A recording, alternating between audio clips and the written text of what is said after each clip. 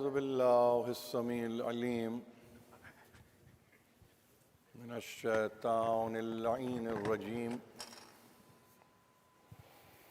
بسم الله الرحمن الرحيم.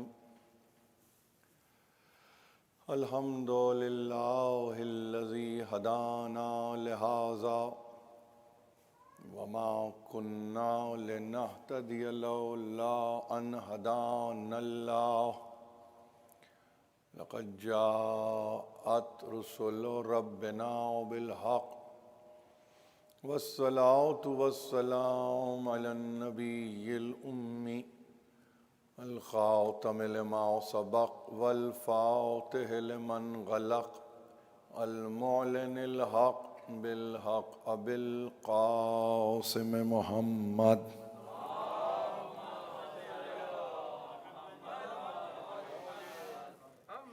أهل بيته الطيبين الطاهرين المعصومين المظلومين الذين ذهب الله عنهم الرجس وطهرهم تطهيرا.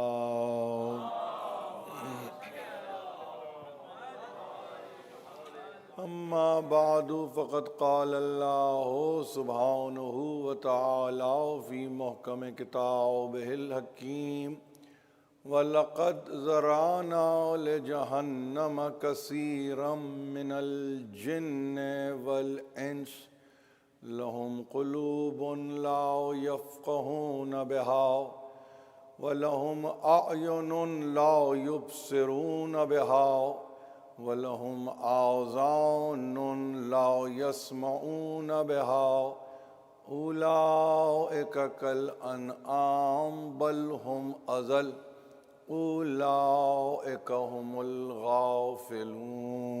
صلوات.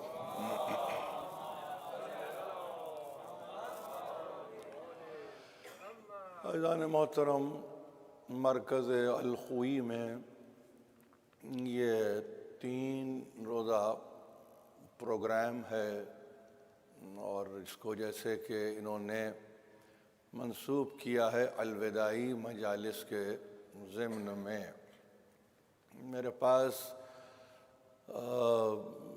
معین وقت ہے، آپ کی سماعتوں پہ ہرگز بار نہیں بننا ہے، لیکن پیغام چونکہ اپنی انتہا پر ہے اور آپ نے جیسا کہ یہاں مختلف بولنے والوں کو سنا ہوگا اور بقدر ظرف ہر انسان اپنی فکر کو پیش کرتا ہے اور اس میں یوں سمجھیے کہ کوشش ہر ایک کی رہتی ہے. ہدایت تو اللہ ہی کی جانب سے ہوتی ہے، لیکن کوشش انسان کی اپنی کاوش کا نام ہے، جس کو آپ سعی مسلسل بھی کہتے ہیں، سعی پیہم بھی کہتے ہیں. لیکن اس میں ایک چیز جس کو آپ ملحوظ خاطر رکھیے وہ یہ کہ جس آستانے میں ہم یہاں بیٹھے ہوئے ہیں وہاں پہ نہ کوئی یہ طے کر سکتا ہے کہ کس کا علم کتنا ہے. یہ بڑی عنایت ہے اس بارگاہ کی اور سید الشہداء کی کہ انہوں نے ہماری زندگیوں میں جس چیز کو نافذ کر دیا ہے وہ ہے طلب علم، اور یہ طلب علم اصل میں ہی ہماری میراث ہے. دنیا کہتی ہے علم ہماری میراث ہے یقیناً ہوگی مگر وہ صاحبان علم کے لیے. لیکن جو ہم جیسے افراد، احباب، دوست، یوں سمجھیے کہ ہماری میراث کچھ نہیں ہے سوا اس کے کہ علم کی راہ میں جستجو کی جائے، علم کے لیے جس حد تک ممکن ہو سکے طلب علم کی اپنے لیے دعا کی جائے، تاکہ اس میں کم از کم اطمینان تو یہ ہو کہ ہم نہ منجمد ہیں، نہ فکری طور پر ہماری فکر اسٹیگننٹ ہے، بلکہ کچھ اس انداز سے ہے کہ ہم ہر آن تفکر کرتے رہتے ہیں. یہی طالب علم کا کام ہے، یہی میں کر رہا ہوں، یہی آپ کر رہے ہیں۔ اب اس میں کچھ بزرگ ہیں، اس میں کچھ مسن ہیں، اس میں کچھ کم سن ہیں، اس میں کچھ نوجوان ہیں، اس میں کچھ خواتین ہیں۔ بہرحال ہر وقت، ہر آن، ہر لحظہ ہماری شان یہ ہے کہ ہم علم کی جستجو کرتے رہیں۔ اب اس تجسس سے علم کے لیے آپ کے پاس جو شے آپ کو موومنٹ کے قابل بناتی ہے وہ ہے کلام مجید، وہ ہے فرقان حمید، وہ آپ کے سامنے ہے، آپ کے ہاتھوں میں۔ ایسا بھی نہیں ہے کہ کوئی ایسا کورس ہے کہ وہ مجھ تک پہنچ رہا ہے آپ تک نہیں پہنچتا، ایسا بھی نہیں ہے۔ یعنی جو مجھ تک آ رہا ہے ہو سکتا ہے وہ آپ سے گزر کے مجھ تک آ رہا ہو۔ لہٰذا ایک چیز جس کی یعنی میں سمجھتا ہوں کہ تفہیم میں جو بات آنی چاہیے وہ یہ کہ کلام مجید، فرقان حمید، اللہ کی کتاب وہ سورس ہے ہمارے پاس، وہ ماخذ ہے ہمارے پاس جو ہماری اس علمی پیاس کو بجھاتا رہتا ہے۔ اور جب وہ علمی پیاس بجھتی ہے تو ہم ایک حد تک یعنی قدر مطمئن ہوتے ہیں، مگر جیسے ہی آپ قدر مطمئن ہوتے ہیں تو معلوم ہوتا ہے پھر ایک مرتبہ آپ کی قوت کو کوئی شے ہے جو جولان کر رہی ہے، جو آپ کی قوت کو یعنی اس فکر کو باقاعدگی سے آمادہ کرتی ہے کہ نہیں ہے، اب ابھی قدم رکنا نہیں ہے، ابھی تو اور آگے بڑھنا ہے، اور آگے بڑھنا تائیں کہ لحد کی منزل آ گئی۔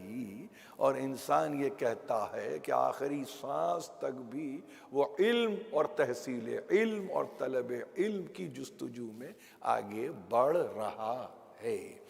یہ بات میں اس لیے عرض کر رہا ہوں کہ ظاہر ہے کہ آپ نے یہ 3 تقریروں کو میرے حوالے کیا ہے، مجھے ذمہ دار بنایا ہے، اور جب آپ نے ذمہ دار بنایا ہے تو کچھ سمجھ کر بنایا ہے، لیکن انہوں نے ہمارے جناب رضوان صاحب نے اپنی مساعی بہت کی ہیں۔ انہوں نے مجھے بتلاتے رہے آج یہ ایئرپورٹ سے اٹھاتے ہوئے، گاڑی میں بٹھاتے ہوئے، کہ نہیں معلوم کس کس انداز سے اور کس کس طرح سے یہ میسیجنگ فرما رہے ہیں، یعنی کس طرح سے تابڑ توڑ حملے ہو سکتے ہیں پیغامات کے نہیں معلوم، یہ کیے چلے جا رہے ہیں۔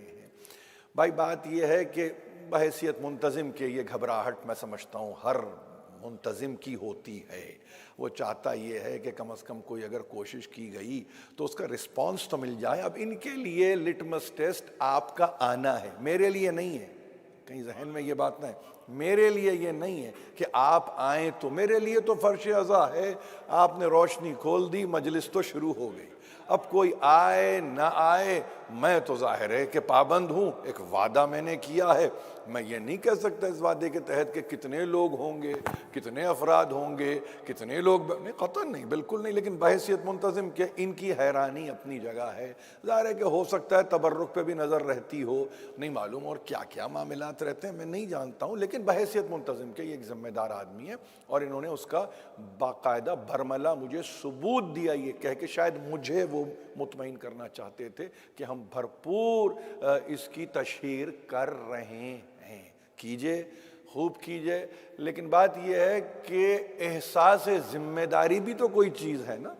اب ایسا تو نہیں ہے کہ آپ تشہیر ہی کا نام لے کے کہیں، نہیں، ہمارے آنے والے کچھ ایسے افراد ہیں جو احساس ذمہ داری سمجھ کر یہاں آ چکے ہیں، ان کو کسی ایڈ یا کسی ایڈورٹیزمنٹ یا کسی اشتہار کی بھی پرواہ نہیں ہے، وہ یہ بھی نہیں دیکھتے کہ کون پڑھ رہا ہے اور کون نہیں پڑھ رہا ہے، وہ فقط اس لیے آتے ہیں کہ یہ حضور ہے، کسی کی حضوری میں ہم جا رہے ہیں، کسی کا دربار آراستہ ہو چکا ہے، کسی کا آستانہ تیار ہو چکا ہے، تو ظاہر ہے کہ اگر ہم آ گئے تو ظاہر ذمہ داری پوری ہو گئی، تو وہاں یہ سب نہیں دیکھا جاتا۔ میرے لیے بھی بڑے اطمینان کی بات ہے، جتنے آئیں، جس تعداد میں آئیں، اور پیغام کو لے کر جائیں، اس سے بڑھ کر اور کیا میرے لیے تحفہ ہو سکتا ہے۔ اب انہوں نے 3 مجالس کو منسوب کر دیا امام یازدہم سے، غلط نہیں کیا ہے، غلط نہیں کیا، 2 باتیں کرتا ہوں آپ سے، قطعاً غلط نہیں کیا، شاید ان کی اور تربیت ہوتی تو یہ اس کو اور بہتر طریقے سے انجام دیتے۔ قبلہ گاہی حضرت علامہ رشید ترابی علی اللہ مقامہ کا یہ دستور تھا کہ یہ جو آپ ربیع الاولیٰ کے آپ یعنی ایام دیکھ رہے ہیں، یعنی 8 ربیع الاول تک، وہ ان مجالس کو کسی اور عنوان کے تحت نہیں بلکہ اس کو وہ عسکریین کی مجالس کہتے تھے۔ یہ ان کا طریقہ تھا۔ انہوں نے یعنی جس کو کہوں، اگر میں یہ کہوں کہ برسا برس تک، جو سننے والے جنہوں نے سنا ہے، آپ میں ایسے ہوں گے جو کراچی سے جن کا تعلق ہوگا اور یقیناً ہونا بھی چاہیے، تو وہاں مسلسل انہوں نے یعنی بلا مبالغہ کئی سال انہوں نے عسکریین کے تحت یہ مجالس پڑھی ہیں۔ عسکریین یعنی 2 اماموں کو ملا کے، امام دہم اور امام یازدہم کو ملا دیا عسکریین۔ یہ آپ کے لیے اصطلاح نئی نہیں ہے۔ سبتین سمجھتے ہیں آپ، کاظمین سمجھتے ہیں آپ، صادقین سمجھتے ہیں، تو عسکریین کیوں نہیں سمجھیں گے آپ کو معلوم ہے کہ عسکریین کیا ہے۔ بہرحال یہ پورا ایک سلسلہ ہے کہ جس کو سمجھنے کی ضرورت ہے۔ میں ظاہر ہے کہ اپنے آپ کو اس قابل تو نہیں پاتا، مگر میں نے یہ سوچا کہ چونکہ 3 روزہ برنامہ ہے تو میں اس کو ابن رضا اور ایام ثلاثہ اس عنوان کے تحت میں تقریریں کرنا چاہتا ہوں۔ ابن رضا اور ایام ثلاثہ۔ اب مجھے کوئی ظاہر ہے کہ 8 تقریریں تو مل نہیں رہی ہیں، مجھے کوئی 10 میرے لیے جو ہے معین ہے، میں ان کے اس میں رہتے ہوئے یعنی یہاں پہ ابن رضا آپ کہیے، میں نے اس میں ایک یوں سمجھیے کہ ایک قافیہ پیمائی فقط اس لیے کی تاکہ ایک ردم آپ کے دل و دماغ میں رہے کہ یہ 3 روزہ برنامہ ہے، ابن رضا اور ایام ثلاثہ۔ ہمیشہ یاد رکھیے، آپ کو معلوم ہونا چاہیے کہ امام رضا کے بعد آنے والے ائمہ 9ویں 10ویں 11ویں تینوں کے لیے ابن الرضا، یہ آپ کو لقب، یہ ٹائٹل یاد رہنا چاہیے۔ یعنی اگر کل کے دن آپ کہیں کہاں گئے تھے اور آپ کہیں کہ ہم ابن الرضا کی مجلس کر کے آ رہے ہیں، تو کسی کو اگر سمجھنے میں اشکال ہو رہا ہے تو اس کو بتائیے۔ اسی طرح سے علم پھیلتا ہے، اسی طرح سے گھر میں بچوں کے لیے، بہنوں کے لیے وغیرہ وغیرہ وغیرہ، یہ ساری چیزیں آپ کے سامنے۔ تو وہاں پر میرے بھی پیش نظر یہ تھا کہ ہاں بالکل گفتگو ہوگی، مگر میں اس کو تھوڑا سا اپنے لیے اور مضمون کو سخت کر رہا ہوں۔ یہ میرا بائی چوائس میں سمجھتا ہوں کہ میں یہ اختیار کر رہا ہوں کہ میں اپنے لیے اور سختی پیدا کر رہا ہوں کہ میں ایک امام ہی کے قریب رہ کر جو میرے سمجھیے کہ میری تفہیم ہے اس سلسلے میں، جو بھی میرا علم ہے بلکہ علم ناقص ہے، وہ آپ کی خدمت میں پیش کر دوں گا، اور اس کے بعد آپ خود فیصلہ کریں کہ کیا صحیح ہے کیا غلط ہے۔ ایسا نہیں ہے۔ دیکھیے ایک بات کو یاد رکھیے، ہمارے پاس بات بڑی کام کی ہے، یہ ہمارے پاس صاحب بہار الانوار ملا باقر مجلسی، جن کا سن وفات 1111 ہجری ہے۔ ظاہر ہے کہ کس کے بیٹے ہیں؟ ملا تقی مجلسی کے بیٹے ہیں۔ یہ کون ہیں؟ یہ وہ ہیں کہ جنہوں نے آپ کو کم از کم یعنی اگر والیوم وائز دیکھیں تو 110 والیوم ہیں ان کے، کہ جو صرف اور صرف احادیث پر مبنی ہیں اور ائمہ اطہار سے یہ احادیث کو لیتے ہیں۔ اب اس میں ہمارے پاس ہوا یہ کہ بر صغیر ہند و پاک میں بجائے اس کے کہ اس کام کو پورے طور پر انجام دیا جاتا، یعنی 110 والیوم کا ترجمہ کیا جاتا، نہ کر سکے۔ ظاہر ہے کہ ایک عمر چاہیے ہوتی ہے، ایسا نہیں ہے کہ ترجمے کا مطلب یہ ہے کہ آپ یہ کہیں کہ کوئی انٹرپریٹر کہیں بیٹھا ہوا ہے یا ٹرانسلیٹر کہیں بیٹھا ہوا ہے۔ یہ ٹرانسلیشن اور انٹرپریٹیشن نہیں ہے جب تک کہ علم اس درجے کا نہ ہو کہ جو ترجمے کے قابل اصل متن کو بنا سکے۔ یہ ہے اصول ترجمے کا۔ ترجمے کا اصول یہ نہیں ہے کہ جس کی جو مرضی ہے وہ سمجھے کہ شاید لینگویج ایکسپرٹ چاہیے ترجمے کے لیے۔ ترجمے کے لیے خاص طور پر جتنے تھیولوجیکل ڈاکومنٹس ہیں، تھیولوجیکل بکس ہیں، جتنی آپ کی مذہبی کتابیں ہیں، اس میں اپنے آپ کو دور رکھیے۔ گو کہ آپ سے کوئی یہ کہے کہ آپ کی تو بڑی اچھی انگریزی ہے، آپ کیوں نہیں ترجمہ کر دیتے؟ آپ کی تو فارسی بڑی عمدہ ہے، تو کیوں نہیں ترجمہ کر دیتے؟ آپ اس زبان سے اس زبان میں کیوں نہیں اس کو ڈھال دیتے؟ ہمیشہ اپنے آپ کو پیچھے کیجئے جب تک کہ علم اتنا پختہ نہ ہو جائے کہ جہاں اصطلاحات آپ کی سمجھ میں آئیں۔ یہ ترجمہ برائے ترجمہ نہیں ہوتا، اصطلاحات ہیں، پھر اس کو ترجمے کی صورت میں ڈالا جاتا ہے۔ اور آپ یہ کہتے ہیں کہ اب یہ تو مولانا حسن امداد علی اللہ مقامہ نے اٹیمپٹ کیا ہے. انہوں نے بھی ایسے اٹیمپٹ کیا ان ائمہ کے تعلق سے کہ جہاں پہ انہوں نے ملا باقر مجلسی میں یہ دیکھا جہاں سوانح ہے، جہاں سیرت ہے ائمہ معصومین کی، وہاں پر انہوں نے ترجمہ کر دیا. اس میں بھی اگر میں آپ سے یہ کہوں کہ امام اول امام علی ابن ابی طالب علیہ السلام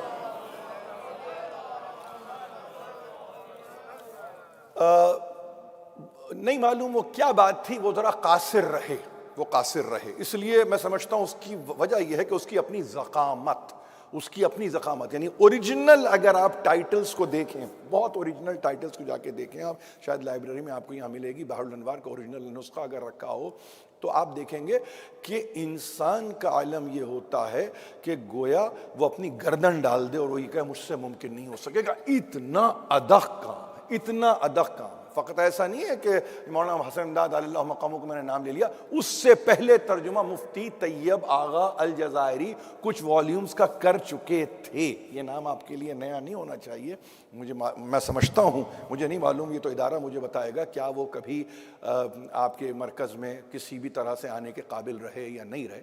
بہرحال میری اپنی ان سے ایران کی ملاقات ہے، میں نہیں جانتا کہ وہ یہاں تشریف لائے یا نہیں لائے. بہرحال یعنی وہ مسن تھے، وقت رحلت وہ مسن تھے، کم از کم ان کا یوں سمجھیے کہ سن و سال کے اعتبار سے وہ 110 برس کی عمر انہوں نے پائی ہے، کم از کم کی بات کر رہا ہوں. اب عجیب بات ہے، یہ بھی سن لیجئے، اس وقت بھی مولانا حسن امداد کی اولاد زندہ ہے، مگر مجھے کہنے کی اجازت دیجئے ان کا بھی سن 100 برس سے کہیں زیادہ تجاوز کر چکا تھا. یہ عجیب بات ہے، بحر الانوار کے دونوں ترجمہ کرنے والوں کو 100 برس سے زیادہ عمر ملی ہے. اب یہ کسی نعمت کا نام ہے، یہ کسی اللہ کی حکمت کا نام ہے، یہ کس عطا کا نام ہے، میں نہیں جانتا. اردو زبان میں بحر الانوار کا ترجمہ کرنے والے دونوں لائق فائق اپنی جگہ 100 برس سے زیادہ کی عمر پا کے دنیا سے رخصت ہوئے. اب وہاں یہ ہوا، میں نے کیوں اتنی ایک تفصیل دی آپ کو، کہ اب آپ جائیں گے اور جا کے بحر الانوار کو دیکھیں گے تو آپ دیکھیں گے کہ جلد ہے ایک ہی مگر اس میں 3 ائمہ کا تذکرہ کر دیا گیا. 9 10 11 یہ 3 اماموں کا تذکرہ ایک جلد میں کر دیا گیا، فقط اس لیے کہ فوری طور پر جس کو آپ کہتے ہیں نا ریڈی ریفرنس اگر آپ چاہتے ہو تو وہ آپ کے سامنے ان ائمہ کے تعلق سے یہ کتاب موجود ہے، کھول کے دیکھیے، بشرطے کہ کوئی انسان کھولنے پر آمادہ ہو. اب آپ کے لیے آسانیاں اور بھی بہت ہو گئی ہیں، میں ان آسانیوں سے ذرا سا اختلاف رکھتا ہوں، اور وہ اختلاف یہ ہے ہر شے کو آتھینٹک نہ جانیے، ہر اس وقت پوسٹنگ کو آتھینٹک نہ جانیے. ذہن میں یہ نہ ہو کہ یہ چیز ہے، یہ نام ہے، یہ انہوں نے سن ولادت دے دیا، یہ سن وفات دے دیا. آتھینٹک نہ جانیے. میں آپ سے عرض کروں خاص طور پہ پریشانی میری اس وقت اور بڑھ جاتی ہے جب زبان تبدیل ہو جاتی ہے. جہاں زبان تبدیل ہوتی ہے اثر سے محروم متن ہو جاتا ہے. جب اثر سے محروم متن ہو جاتا ہے عقیدے پر اس کا ریفلیکشن نمایاں ہوتا ہے. یہ میں بڑی ذمہ داری سے عرض کر رہا ہوں کہ ایسا نہیں ہے. دیکھیے بات میں بات آ رہی ہے انگریزی زبان. اب انگریزی زبان سلام ہے انگریزی زبان کو، میرا کوئی مقاسمہ تو نہیں ہے، میری کوئی دشمنی تو نہیں ہے، میری کسی حوالے سے کانفرنٹریشن تو نہیں ہے. انگریزی جتنی آپ بولتے ہیں میں اس سے تھوڑا کم بولتا ہوں گا، مگر ظاہر ہے کہ تفہیم تو ہے. لیکن ایک چیز جو میں نے دیکھی ہے کہ زبان کی تبدیلی کے نتیجے میں ہمارے عقائد کے جو اصطلاحات ہیں وہ ڈائلیوٹ ہو جاتے ہیں. جب وہ ڈائلیوٹ ہو جاتے ہیں تو اس عقیدے کا اثر کم ہوتا ہے. جب اثر کم ہوتا ہے تو ایسا لگتا ہے جیسے کہ جس کے متعلق ہم گفتگو کر رہے ہیں وہ ہم میں ہی سے شاید کوئی ہے.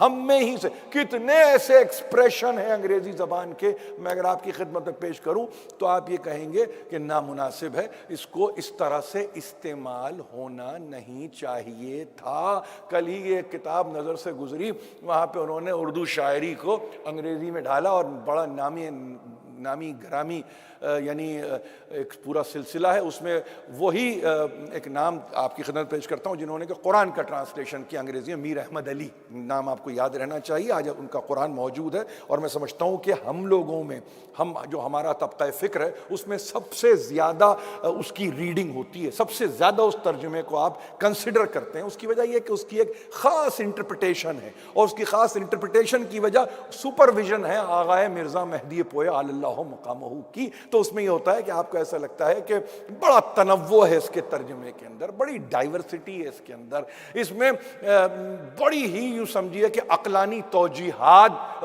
بصورت ترجیحات پیش کی گئی ہیں۔ جملے مشکل نہیں ہیں، ذرا سمجھنے کی کوشش کر لیجئے، اس لیے کہ مجھے معلوم ہے کہ میری اردو کے تعلق سے بھی اس مجلس کے فوراً بعد گفتگو ہونے والی ہے، اور وہ کہیں گے کہ صاحب سخت ہی رہی زبان۔ نہیں، سختی نہیں ہے، زبان ویسے ہی ہے لیکن سمجھنے سے تعلق رکھتی ہے۔ اب سن لیجئے میری بات، میں عرض یہ کر رہا ہوں کہ میں نے کتاب دیکھ لی۔ اب کتاب میں انہوں نے مختلف شعراء کا، گزر چکے ہیں، سن 73 کی پبلش کتاب تھی، کسی نے مجھے دکھائی اور میں نے اس کتاب کو دیکھ لیا۔ اب ہم بھی مجبور تھے، مجلس سے پہلے وہ کتاب میں نے پڑھی، اس مجلس سے کوئی تعلق تھا نہیں، ہیوسٹن میں پڑھ رہا تھا، میں نے کتاب کو کھولا، میری طبیعت کا شاعر میر انیس تھا، اس میں بہت سے اور بھی شعراء تھے، میر بھی تھے، غالب بھی تھے، ناسخ بھی تھے، مومن بھی تھے، سب تھے، لیکن جیسے ہی میں نے کھولا تو میر نکلا۔ میر کے لیے مبصر یعنی تبصرہ کرنے والا یعنی کامنٹیٹر جب وہ نوٹ لکھ رہا ہے تو اس کے لیے انگریزی زبان میں کتاب آئی تو اس میں میر انیس کے لیے لکھا ہے کہ انگریزی زبان میں لکھا ہے he was not well learned اور اینڈ ویل ریڈ۔ یہ انگریزی کا وہ جملہ ہے جس سے مجھے بڑی تکلیف ہوئی۔ موضوع میرا یہ نہیں ہے، میں صرف بتانا چاہتا ہوں زبان کیا نقصان پہنچاتی ہے، زبان کیا حشر برپا کر دیتی ہے۔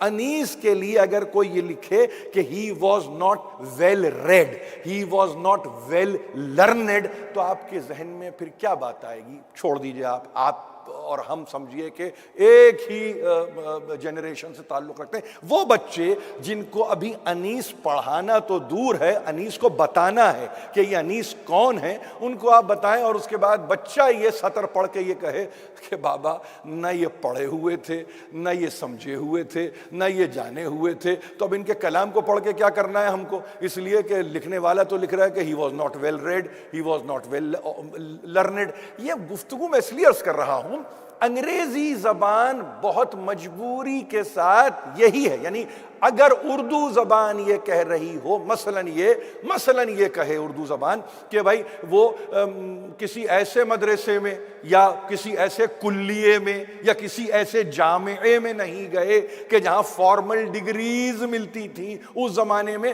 تو یہ کہنا کچھ اور ہے، مگر یہ کہہ دینا کہ وہ پڑھے لکھے نہیں تھے یعنی ان کا مطالعہ، تو بات تو کہیں اور چلی جائے گی۔ اگر آپ یہ کہہ کے مرثیے پھر اٹھا کے پڑھیں گے اور یہ کہیں گے کہ یہ مرثیہ کس کا ہے؟ میر انیس کا ہے، نہ وہ بندش آج ہے، نہ وہ اس طرح کی حکمت آج ہے، یعنی انیس کا تعلق، یا انیس کو لوگ کمپیر کر رہے ہیں ملٹن سے، انیس کو لوگ کمپیر کر رہے ہیں ہومر سے، انیس کو لوگ کمپیر کر رہے ہیں ورجل سے، انیس کو لوگ کمپیر کر رہے ہیں وہ گریک ایپک لکھنے والے، وہ رومن ایپک لکھنے والے جو کو آپ سوچ نہیں سکتے۔ یہاں پہ آج آپ کے پاس گزشتہ صدی میں کسی نے کہہ دیا کہ وہ ویل ریڈ نہیں تھے۔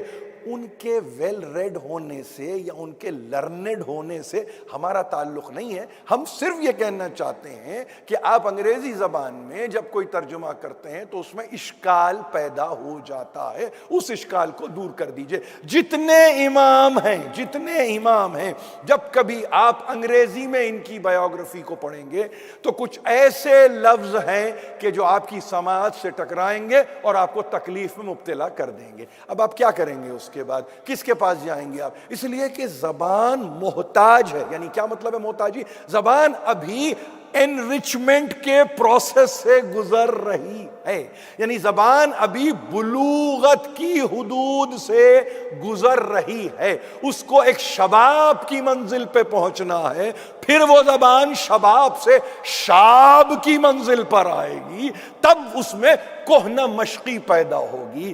تب اس زبان کے اندر ایسی کیفیت پیدا ہوگی کہ ہاں اس قابل ہے کہ یہ اس ذات والا صفات کے اوصاف کی ترجمانی کر سکتی ہے۔ یہ ہے مسئلہ زبان کا۔ انگریزی زبان میں یہ میرے لیے تو خاص طور پہ ہے، مجھے نہیں پتا آپ اپنے بچوں کو یا اپنے گھر میں کس طرح سے اس کی ہینڈلنگ کرتے ہیں زبان کی، اس لیے کہ جتنی کتابیں دیکھ رہا ہوں تقریباً کلوکیل ٹرمز کے اوپر کتابوں کا ترجمہ ہو رہا ہے، جو میرے لیے مناسب نہیں ہے۔ میں اسی لیے عرض کر رہا ہوں جیسے جیسے آپ پڑھیں گے، خاص طور پر ہمارے نوجوان، ویسے ویسے ان کو اندازہ ہوگا کہ میں یہ کیا کہہ رہا ہوں۔ اب یہ ذمہ داری کس کی ہے؟ آپ یہ کہیں گے افراد کی ذمہ داری نہیں ہوتی، یہ اداروں کی ذمہ داری ہوتی ہے۔ اداروں کی ذمہ داری کا مطلب کیا ہوتا ہے؟ پورا بیورو ہوتا ہے، پورا یعنی اس کو آپ کہتے ہیں، ہم تو اپنی زبان میں ریسرچ بیورو کہتے ہیں اس طرح کے ادارے، اور اس کے بعد وہ کیا کرتا ہے؟ وہ ہر کتاب کو جس کا تعلق آپ کے عقیدے سے ہے پہلی کاپی لیتا ہے، اس کے بعد سرخ قلم کے ساتھ اس میں وہ حاشیے کھینچتا چلا جاتا ہے کہ نہیں یہ مناسب نہیں ہے، یہ مناسب نہیں ہے، یہ مناسب نہیں ہے۔ اب اس کے بعد پبلشر کو رجوع کیا جاتا ہے، پبلشر کامنٹیٹر کو یا ایڈیٹر کو یا رائٹر کو کنسلٹ کرتے ہیں، پھر اگلا جو آپ کے پاس ایڈیشن آتا ہے اس میں تبدیلی دیکھتے ہیں۔ مگر یہ ایک میتھڈ ہے جس کو میں پیش کر رہا ہوں، یہ ایک میتھڈ ہے۔ جہاں میتھڈ نہیں ہوتا ہے تو وہاں قرآن کا ترجمہ بندر روڈ پہ بھی ہو رہا ہے، قرآن کا ترجمہ نیو یارک میں بھی ہو رہا ہے، قرآن کا ترجمہ بمبئی بازار میں بھی ہو رہا ہے، قرآن کا ترجمہ کسی کلکتے میں بھی ہو رہا ہے اور ہر طرح سے ہو رہا ہے۔ یعنی کبھی کبھی تو اردو میں جو محاورہ ہے نا، ہاتھ صاف کیا جا رہا ہے قرآن پر، قرآن پہ ہاتھ صاف ہو رہا ہے، ہونا تو کسی اور کتاب پہ چاہیے تھا، لیکن قرآن پہ ہاتھ صاف ہو رہا ہے کہ بھئی جس کا جیسے جہاں دل چاہے وہ ویسے اس کا ترجمہ کرے، قبولیت ہے۔ اور پھر ظاہر ہے کہ ہمارے پاس عقیدے کی تو کیفیت یہ ہے کہ مجبوری ہے ہماری بھی کہ ہم ابا قبا دیکھتے ہیں تو تعظیم کے لیے کھڑے ہو جاتے ہیں، قرآن کو ہم دیکھتے ہیں کہیں سے بھی آ رہا ہو تو آنکھوں سے لگا لیتے ہیں۔ ظاہر ہے کہ ہمیں سکھایا ہی کچھ یہی گیا ہے، ہم سے کب یہ توقع کی گئی ہے کہ ہم ذرا سا انکاؤنٹر تو کریں، پوچھیں تو صحیح، دیکھیں تو صحیح کہ بھئی یہ کیسے لکھ دیا۔ کوئی ہے آج کی دنیا میں کسی مقام پہ یہ بات کہہ چکا ہوں 10 برس پہلے شاید، کوئی ہے آج آپ بائبل کا اردو ترجمہ کر سکتے ہیں؟ جواب آئے گا ہم نہیں کر سکتے، اس لیے کہ وہاں رائٹس کا مسئلہ نہیں ہے بلکہ وہاں ایک اصول کا مسئلہ ہے، اور وہ اصول یہ ہے کہ گڈن ہی پبلش کرے گی۔ کسی زبان میں آپ کرنا چاہیں آپ کو گڈن سے رجوع کرنا ہوگا، وہ کہیں گے اب ہم بائبل کو ٹرانسلیٹ ہم کریں گے، اس لیے کہ ایک پورا بورڈ آف ایڈیٹرز بیٹھا ہوا ہے جو اس پورے کام کو کرتا ہے۔ ہمارے پاس مشکلات ہی مشکلات ہیں۔ اب اس میں ایک رہا قرآن، جو ہمارے لیے انسپریشن بھی ہے، جو ہمارے لیے عقیدے کی بنیاد بھی ہے، جو ہماری شریعت کا ماخذ بھی ہے، جو ہمارے شریعت کا سورس بھی ہے۔ اس کے بعد حدیث کی منزل آتی ہے، وہ دوسرا اہم ترین سورس بن جاتا ہے۔ اب جب یہ گفتگو میں کر رہا ہوں تو وہاں پر آپ کو حیرانی ہوگی کہ یہی قرآن ہے، اس کا ترجمہ اردو میں، انگریزی میں، نہیں معلوم کن کن زبانوں میں ہوتا رہا، اور بہرحال وہ ہوتا ہے، ہوا کرے۔ ہم پریشان یہ ہوتے ہیں کہ کس طریقے سے اپنی آنے والی نسلوں کو ہم یہ بتائیں کہ بیٹے آپ کے لیے یہ ترجمہ صحیح ہے یا یہ ترجمہ مناسب نہیں ہے۔ اس ترجمے اردو کی حد تک ظاہر ہے کہ جو فی زمانہ مقبول ترین ترجمہ ہے وہ ہے مولانا فرمان علی کا، وہ فرمان علی صاحب کا ترجمہ ہے۔ اب ظاہر ہے کہ اس ترجمے کو بھی 100 برس سے زیادہ ہو گئے، آپ کے ہاتھ میں ہے، ذرا سا اور عقیدہ آپ کی کوئی اجازت دے اور گنجائش ہو عقیدے میں تو مولانا مقبول احمد کا ترجمہ بھی آپ کے سامنے ہے۔ فکر ذرا سی اگر کشادہ ہو جائے تو آپ کہیں گے ہم یہ نہیں دیکھتے کہ کون ہے، کہاں ہے، کیسا ہے، ہم عقیدے کو نہیں دیکھتے، ہم تو چاہتے ہیں کہ دیکھیں کہ کون ہے، کس طرح سے ترجمہ کر رہا ہے۔ فکر میں وسعت پیدا ہوتی ہے۔ اس میں کیا ہوتا ہے، کبھی کبھی غیر آپ کا کبھی ایسا ترجمہ کر بیٹھتا ہے جو آپ کے عقیدے سے مماثل ہوتا ہے، تو وہاں پہ کم از کم کہنے کے لیے یہ رہتا ہے کہ ہاں ان کی فکر ہماری فکر سے بہت قریب ہے۔ اس لیے کہ کمپیریٹیو اسٹڈی تو ہوتی ہی ہے، جب ریلیجنز میں ہو رہی ہے، مذاہب میں ہو رہی ہے، تو تراجم میں کمپیریٹیو اسٹڈی کیوں نہ ہو، لیکن وہ ایک معیار کی ضرورت ہے۔ میں اس معیار کی تلاش میں رہتا ہوں۔ اب دیکھیے جس آیت کا میں نے سرنامے میں تذکرہ کر دیا، وہ آیت کہاں سے لی؟ میں نے سورہ اعراف سے آیت لی۔ لی۔ کلام مجید کا یہ 7واں سورہ ہے سورہ آراف، یعنی 7واں سورہ آراف انعام کے بعد آیا ہے اور انفال سے پہلے ہے۔ یہ ابتدا ہے قرآن کے اندر ہے، اس کو اٹھا کے دیکھیے۔ اور اس کی آیت جس کو میں نے اپنے سرنامے میں پڑھنے کی عزت حاصل کی، 180 179 یہ ہے اس کا ورس نمبر، آیت کا نمبر ہے، اس کو دیکھیے ذرا۔ اور ارشاد یہ ہو رہا ہے کہ ہم نے وَلَقَدْ زَرَعْنَا لِجَهَنَّمَ کَثِيرًا، ہم نے کیا کیا؟ ہم نے بنایا جہنم کے لیے، ہم نے جہنم کے کثیرا من الجن والانس، جن اور انس میں ہم نے بہت سو کو ہم نے بنایا ہی جہنم کے لیے ہے۔ خلقت جہنم کے لیے ہوئی، خلقت کے ایک معنی یہ بھی ہیں، خلقت ہوئی کاہے کے لیے؟ لقد زرعنا لجہنم، ہم نے بنایا ہی جہنم کے لیے۔ کثیر کے لفظ کے ساتھ ہے، جن و انس کی کثرت، ہم نے بنایا ان کو۔ تو کیا ہوئے؟ وہ ایندھن بنیں گے۔ ظاہر ہے کمبسٹیبل کوئی مٹیریل تو چاہیے نا اس کو دہکانے کے لیے۔ جیسے آپ کہتے ہیں سورج ہے مسلسل دہک رہا ہے، تو کوئی تو ایسا مٹیریل ہے جو اس کو دہکائے ہوئے ہے، جو اس کو روشن رکھے ہوئے ہے۔ اس پہ بڑی تو آپ کے پاس گفتگو ملے گی، بلکہ آغا سلطان مرزا کی کتاب فلسفہ اسلام کو اٹھائیے، پہلی جلد، وہاں پہ اس زمانے میں انہوں نے اس پر پورا ایک یوں سمجھیے کہ ایک چیپٹر لکھ دیا کہ سورج کے تعلق سے، اور کیا انرجی وہ پروڈیوس کرتا ہے، کتنی انرجی کو وہ ریڈیٹ کرتا ہے۔ اس زمانے کے ہمارے لکھنے والے نے اس زمانے میں، ابھی سائنٹیفک ڈسکوریز اس طرح سے نہیں ہوئی تھی کہ آپ یہ کہیں کہ اس کا یعنی یوں سمجھیے کہ میجرنگ اسکیل بھی تیار ہوا ہو، لیکن جو کچھ بھی تھا یا جو کچھ بھی ایکویشنز تھیں اس کو سامنے رکھ کے انہوں نے اس کا تذکرہ کر دیا۔ یہاں قرآن یہ کہہ رہا ہے کہ ہم نے بنایا ہی جہنم کے لیے کثیر من الجن والانس۔ اور اس کے بعد کہا کہ یہ کون ہے، یہ ہے کون؟ دیکھیے تعریف کرنا بہت ضروری کہ بھائی ہم نے جہنم کے لیے بہت سے جن و انس کو بنایا ہے، وہ کون ہیں، وہ ایلیمنٹ کون سا ہوتا ہے، اس کے فیچرز کیا ہیں، اس کے کیریکٹرسٹک کیا ہے؟ تو پتہ چلا لہم قلوب لا یفقہون بہا، یہ کون ہے؟ یہ وہ ہیں دل تو رکھتے تھے مگر تفقہ نہیں کرتے تھے، دل رکھتے تھے مگر سمجھ سے کام نہیں لیتے تھے۔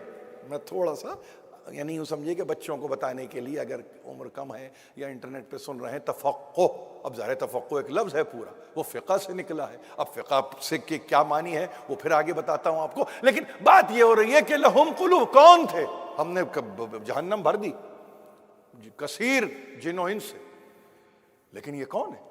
لہم قلوب، ان کے فیچرز، سیلینٹ فیچرز تو دیکھیں، کیریکٹرسٹکس تو دیکھیں، ان کی خاصیت تو دیکھو، نہیں، ان کی حالت تو دیکھو، نہیں، ان کی کیفیت تو دیکھو۔ کون؟ لہم قلوب لا یفقہون بہا، ان کے قلوب ہیں تفقہ نہیں کرتے، یعنی تفقہ کا لفظ بڑا ماسٹر پیس لفظ ہے، یہ اس کو سمجھنے کی ضرورت ہے۔ اور آپ جس ادارے میں بیٹھے ہیں وہ منسوب ہی آیت اللہ ہے، خوئی علیہ الرحمہ سے ہے۔ پوچھئے کسی وقت کہ لفظ فقہ کے معنی کیا ہیں لغت میں، اور فقیہ کس کو کہتے ہیں لغت میں؟ لغت میں ہمیں جیورسٹ کے معنوں میں کوئی نہ بتا دے براہ راست ترجمہ کر کے فقیہ کہتے ہیں جیورسٹ کو، نہیں، پہلے بتاؤ کہ وہ کون ہوتا ہے جو ان حدوں سے گزرتا ہے، تب وہ کہیں جا کے فقیہ بنتا ہے، یہ بتانے کی ضرورت ہے۔ آپ سمجھ؟ تو اب پہلی چیز، جہنم کا حصہ بن رہے ہیں، جہنم کا حصہ بن رہے ہیں، قلوب رکھتے ہیں، دل رکھتے ہیں مگر بیکار ہی بیکار، اس لیے کہ وہ کام ہی نہیں لیتے۔ اس کا مطلب دل سے کوئی کام تو لیا جانا ہے، اور دل سے کوئی کام تو لیا جاتا ہے، دل دینے کے لیے نہیں ہے۔